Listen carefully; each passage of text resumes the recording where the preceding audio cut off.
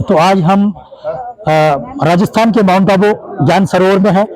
आज यहाँ पर राष्ट्रीय विकास के लिए मीडिया की क्या जिम्मेदारी है, इस खास प्रोग्राम में हमारे साथ बॉलीवुड एक्टर पायल रोहतागी जी आई हुए हैं। आइए उनसे जानते हैं कि इस प्रोग्राम में उनका आने का मकसद और क्या और संदेश देना चाहती हैं मीडिया कर्मी के लिए और सारे देश की जनता के लिए।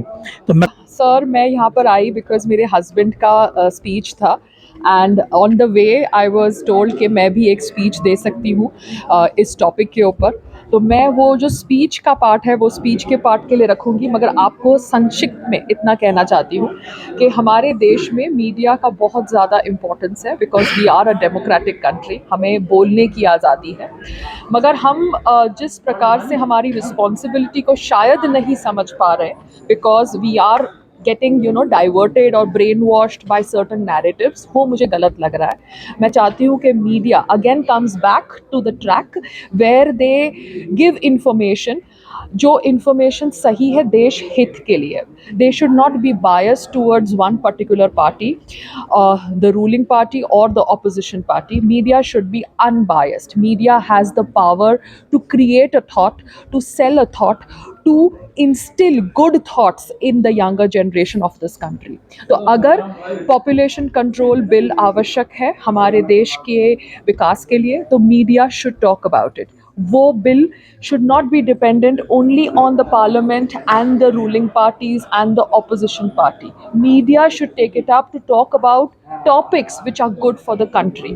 तो इसलिए मैं समझती हूँ कि ऐसा समारोह जहाँ पर मुझे भी एक opportunity मिलेगी to talk about media, the ethical practices and the solution, इस topic के ऊपर I will be very very grateful and humbled because I feel कि हमारे country में media is a very important pillar.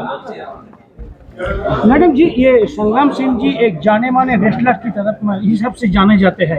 तो आज इंडिया में जो लोग लीडिंग रेसलर है वो लोग धरना मंच में बैठा है कि एक दिक्कत हो रहा है उनसे। तो इस बार रेसलर की वाइफ होने के लिए, काउंटर पार्ट होने के लिए इस रेसलर लोग जो प्रॉब्लम में फेस कर रहा है उस हिसाब से आपको क्या विचार है?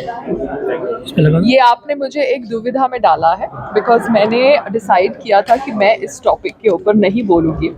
क्योंकि इस टॉपिक में जैसे आपने बोला मेरे पति के कलीग्स हैं और वो कलीग्स हैं जो काफ़ी दुखी हैं और ये हम देख रहे हैं सार्वजनिक तौर पर। मगर उसी डिस्कशन में there is somebody who has been a part of that field, wrestling field. तो there is too much of क्या कहते हैं, ऐसी डेलिकेट सिचुएशन है जहाँ पर मैं एज एन आउटसाइडर अपना कोई भी पॉइंट ऑफ व्यू रखते हुए इनजस्टिस करूँगी टू बोथ द पार्टीज़।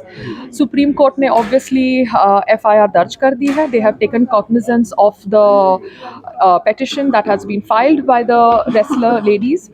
तो I think let the court take its due course और हमको सबको पेशेंटली कोर्ट के वर्डिक्ट का वेट करना चाहिए।